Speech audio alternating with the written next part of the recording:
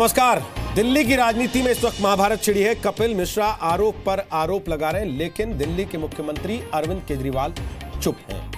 पूर्व मंत्री कपिल मिश्रा ने आज आम आदमी पार्टी के 5 नेताओं पर देश विरोधी काम करने का आरोप लगाया और इस पर भी अरविंद केजरीवाल चुप रहे। हालांकि उन्होंने एक ट्वीट जरूर किया जिसमें उन्होंने लिखा कि उनके सहयोगी सौरभ भारद्वाज दिल्ली विधानसभा में बड़े षड्यंत्र का खुलासा करेंगे। इस ट्वीट से ऐसा लगता है कि अरविंद केजरीवाल खुद आज भी चुप रहेंगे और उनकी जगह सौरभ भारद्वाज सफाई देंगे या फिर कोई नया खुलासा करेंगे। यानी कि आरोप जो अरविंद केजरीवाल पर लगे हैं उनके जवाब में एक नया आरोप आज आ सकता है। दिल्ली विधानसभा का यह विशेष सत्र दोपहर 2 बजे शुरू होगा, जहां सौरभ भारद्वाज बोलेंगे। कपिल मिश्रा इस बीच अपने सबूत लेकर सीबीआई के पास पहुंच चुके हैं, जिसमें उनका दावा है कि वो संजय सिंह, राघव चड्ढा, आशीष खेतान, दुर्गेश पाठक और सत्येंद्र जैन के विदेश दौरों का बड़ा खुलासा करने वाले हैं। उन्होंने इन विदेश दौरों की फंडिंग पर सवाल उठाए हैं और साथ ही उन्होंने ये सवाल उठाए हैं कि इन विदेश दौरों के जरिए आम आदमी पार्टी के नेता देश के खिलाफ क्या काम कर रहे थे, ये सबके सामने आना चाहिए। संजय सिंह जी ने कुछ इलीगल डीलिंग करी है और विदेश यात्राएं दुर्गेश पाठक, राघव चड्ढा, संजय सिंह, आशीष खेतान और सत्येंद्र जैन की बहुत खतरनाक जानकारियां मेरे पास आ रही है। सीबीआई किस तरह की यात्राएं थी, वहाँ पर क्या किया इन लोगों ने? मेरे को उसके डिटेल सीबीआई की जानकारी के बाद ही मिलेंगे, लेकिन जो भी पता लग रहा है देश के खिलाफ कुछ काम किए गए हैं। विदेशद्रोही काम किया है क्या? सीबीआई जांच करेगी, लेकिन ये लोग जहाँ जहाँ गए पिछले 2 साल में दुनिया में जितने देशों में, वो सारे देश को बताना होगा और अपनी हर एक चीज सोशल मीडिया में डालते थे, अपनी हर एक चीज जनता को बताते थे। लेकिन रशिया गए, दुनिया के और कई देशों में गए, दुर्गेश पाठक, राघव चड्ढा, संजय सिंह, आशीष खेतान और सत्येंद्र जैन, उसकी कोई जानकारी किसी सोशल मीडिया में क्यों नहीं डाली गई? और थोड़ी देर के बाद दिल्ली विधानसभा का विशेष सत्र शुरू हो रहा है। माना जा रहा था कि अरविंद केजरीवाल आज खुद जवाब देंगे, लेकिन ऐसा लगता है कि अरविंद केजरीवाल ने आज भी सौरभ भारद्वाज को आगे कर दिया है। कम से कम उनके ट्वीट से यह इशारा मिलता है। पर सवाल यह है कि 2 करोड़ की रिश्वत के मामले पर 2 दिन से अरविंद केजरीवाल चुप क्यों हैं? क्या वो विधानसभा का सत्र शुरू होने का इंतजार कर रहे थे? और वो विधानसभा के अंदर ही क्यों जवाब देना चाहते हैं? क्या जनता और पत्रकारों के बीच सफाई से अरविंद केजरीवाल बच रहे हैं? क्या वो सिर्फ बोलना चाहते हैं और सवालों का सामना नहीं करना चाहते? और विधानसभा का इस्तेमाल जनहित के लिए करना चाहते हैं या फिर निजी हित के लिए, या अपनी पार्टी के बहुमत का फायदा उठाकर वो अपना बचाव सदन के अंदर करना चाहते हैं? आपको बता दें कि ये बड़ी कवरेज हमारी शुरू हो चुकी है। हम आपको सुनवाएंगे लाइव अरविंद केजरीवाल अगर बोलते हैं विधानसभा में तो क्या बोलते हैं। उनके सहयोगी सौरभ भारद्वाज क्या अरविंद केजरीवाल का बचाव करेंगे, आरोपों पर सफाई देंगे, या फिर आरोपों के जवाब में जैसे उनकी पार्टी की रणनीति रहती है नए आरोप लेकर खड़े होंगे? इस पर हमारी नजर रहेगी। कांग्रेस से आलोक शर्मा हमारे साथ होंगे, जफर इस्लाम हमारे साथ होंगे, बीजेपी के प्रवक्ता निनाद सेठ हमारे साथ होंगे, राजनीतिक विश्लेषक, और कपिल मिश्रा इस वक्त सीबीआई दफ्तर पहुंचे हैं। क्या कह रहे हैं आपको सुनवाते हैं। बंसल फैमिली की जो कंपनियां हैं, जो फर्म्स हैं, उनको इलीगल तरीके से फायदा पहुंचाने की, जमीन के सौदे करने की और पीडब्ल्यूडी के 10 करोड़ के बिलों की तीसरी शिकायत जो मैंने दर्ज कराई है, जो सबसे इम्पोर्टेंट है और सबसे गंभीर है। मेरे पास जानकारी आई है कल शाम को विदेश यात्राओं की, ऐसी विदेश यात्राएं जिनके पैसे का कोई हिसाब किताब नहीं है। आम आदमी पार्टी के 4 या 5 लोग पिछले 2 सालों से लगातार अलग अलग देशों में गए हैं। किसके पैसे से गए हैं, कहाँ रुके हैं, किन लोगों के साथ वहाँ पे रहे हैं, क्या डीलिंग हुई है, इसकी सारी जानकारी के लिए मैंने एक FIR दर्ज कराई है और एक मैंने आज घोषणा की है।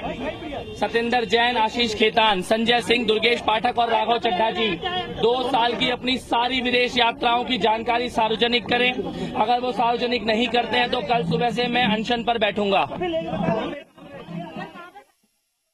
तो कल से कह रहे हैं कि अनशन पर बैठ जाऊंगा अगर जानकारी सार्वजनिक नहीं करते हैं अरविंद केजरीवाल अपने सहयोगियों के बारे में, कि वो कहां विदेश में क्या करने गए थे और उनकी फंडिंग का सोर्स क्या था, जरिया क्या था।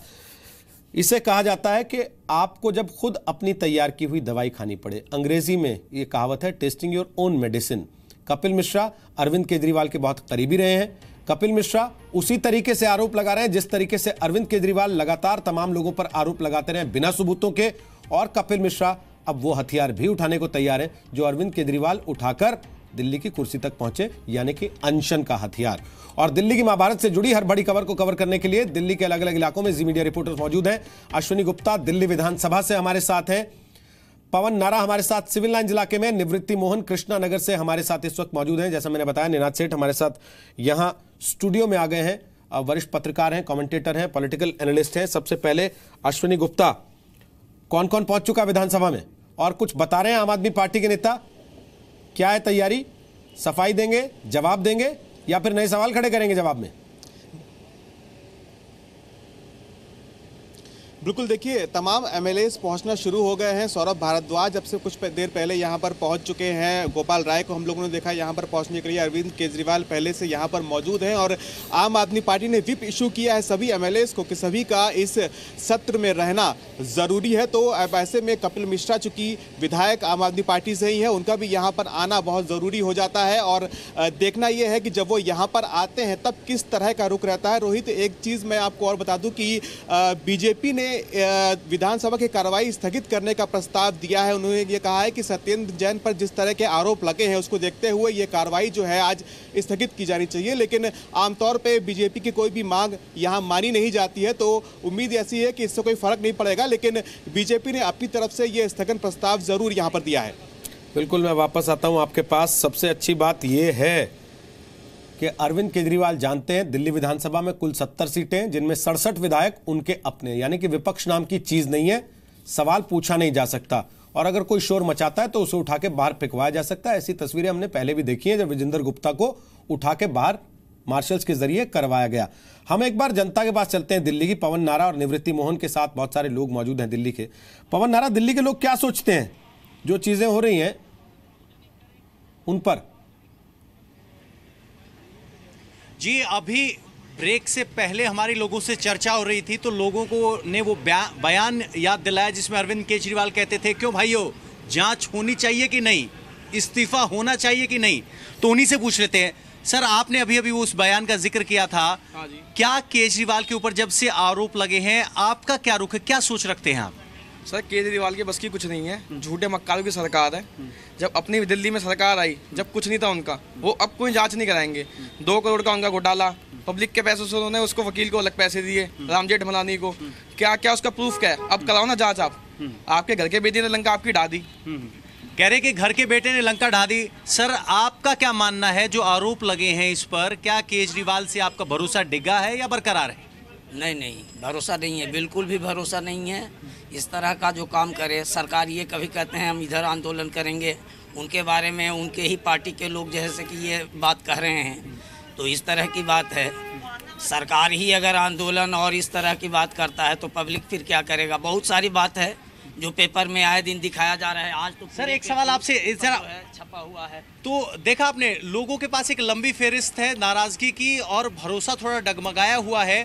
लोग हमारे साथ और भी हैं, बाकी आप दूसरी जगह से जानकारी ले लीजिए। वापस आते हैं निवृत्ति मोहन, जल्दी से आपके साथ जो लोग हैं वो क्या सोचते हैं दिल्ली में जो ड्रामा चल रहा है उस पर? जी बिल्कुल, हम पूछ लेते हैं, सीधे लोगों के पास जाते हैं। मैम, आपको क्या लगता है कि जो ड्रामा चल रहा है दिल्ली के अंदर, उससे आपका भरोसा केजरीवाल या केजरीवाल की सरकार पर उतना ही है या डिगा है थोड़ा? हमारा तो बहुत गिर गया है। वो ट्वीट पे ट्वीट कर रहे हैं, वो क्यों नहीं सामने आते हैं जनता के सामने, प्रेस कॉन्फ्रेंस कर किसी चैनल पे बैठ के वो पूरा अपना क्लियर क्यों नहीं कर रहे? वो चूहे बिल्ली का खेल समझ रहे हैं। शेर बन के सामने क्यों नहीं आते, बताएं कि नहीं मैं गलत नहीं हूं, मैं सच्चा हूं। क्योंकि जनता ने इतने बहुमत से उनको जिताया है और जनता चाहती है कि हमारे ये टाइम वेस्ट ना करें। और अगर हमने आपको जिताया तो हमें पूरे अपना अधिकार है, अधिकार है जनता को। आप बताएं मैम, आपको क्या लगता है कि छुप रहे हैं केजरीवाल, आपके भरोसे को ज्यादा तोड़ रहे हैं छुपकर? हाँ, ये ऐसा ही है कि अगर बात का जवाब नहीं दे रहे तो ये जनता से एकदम धोखा ही हो रहा है। क्योंकि है ना, वो बोल ही क्यों नहीं रहे हैं, आगे लोगों के आगे बोले। क्योंकि ये चूहा बिल्ली बात ठीक कह रही है, जो मेरे बगल में बैठी हुई है, कि वो ठीक कह रही है कि लड़ाई क्यों हो रही है। अगर वो सच्चे हैं तो आगे बोले ना, लोगों के आगे कॉन्फ्रेंस करे और उसके आगे लोगों का जो विश्वास है वो टकमका सा रहा है। इस्तीफा देना चाहिए, सबका इस्तीफा मांगते रहते हैं। देखो, ये अगर वो सच है, अगर उन्होंने कुछ गलत काम नहीं किया तो उनको इस्तीफा नहीं देना चाहिए। अगर उन्होंने गलत किया है, अगर ये ठीक है, अगर ये सीबीआई की जांच होती है तो उनको इस्तीफा दे देना चाहिए, क्योंकि उन्होंने देना चाहिए। हाँ, अब अगर वो क्लियर करते हैं, करप्शन के लिए अगर क्लियर होता है कि हाँ वो गलत है, वो जवाब नहीं देंगे तो फिर उनको जनता कहेगी इस्तीफा दीजिए। जनता बहुत जवाब दे तो जनता फिर भी थोड़ा सोच सकती है। लेकिन जी, सबसे बड़ी बात तो यही है कि अरविंद केजरीवाल खुद जवाब नहीं दे रहे हैं। 3 दिन हो गए, कपिल मिश्रा ने आरोप लगाए, उन्होंने सीधे सीधे कहा मेरे सामने मंत्री सत्येंद्र जैन ने मुख्यमंत्री को 2 करोड़ रुपए नगद दिए थे। इसके जवाब में अरविंद केजरीवाल अब तक सामने नहीं आए। अरविंद केजरीवाल क्यों सामने नहीं आए? अरविंद केजरीवाल दिल्ली विधानसभा का इस्तेमाल अपने फायदे के लिए, अपनी सफाई के लिए क्यों करना चाहते हैं? और सफाई देंगे भी या फिर सफाई के नाम पर किसी और पर नए आरोप लगा दिए जाएंगे?